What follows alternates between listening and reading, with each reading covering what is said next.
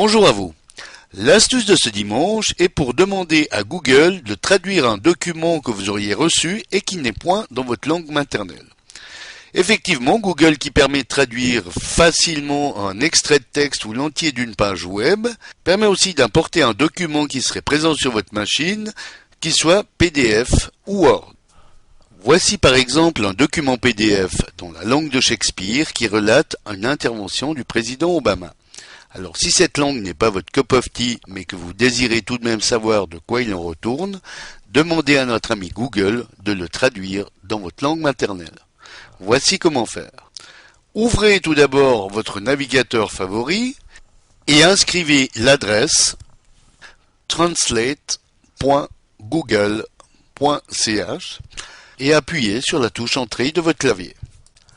Sur la page qui s'ouvre, cliquez sur l'hyperlien Importer un document, ici, puis vous cliquez sur le bouton Parcourir pour vous rendre jusque dans le dossier où se trouve le fichier que vous voulez traduire. Vous le sélectionnez, puis vous cliquez sur le bouton Ouvrir.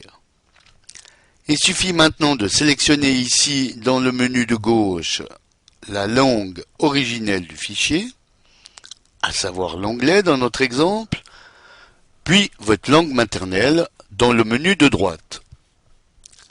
Une fois fait, cliquez maintenant sur le bouton Traduire, ici.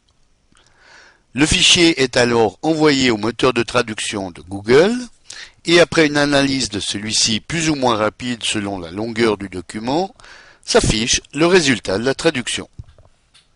Si vous ignorez la provenance de la langue d'un document, Google vous propose de détecter la langue de celui-ci et, si elle fait partie des 51 dont son moteur est déjà pourvu, de vous le traduire. Pour preuve, voici un document que nous allons importer.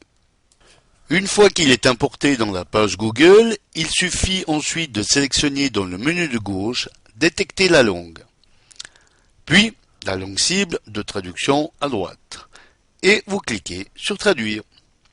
Pour connaître la langue source qui a été traduite, glissez votre curseur sur une partie du texte pour qu'une fenêtre s'ouvre et vous indique l'origine du texte traduit, à savoir, comme on peut le voir ici, le grec dans notre exemple. Voilà, bon dimanche à tous et à dimanche prochain pour une nouvelle astuce, si vous le voulez bien. Éric Othon pour lematin.ch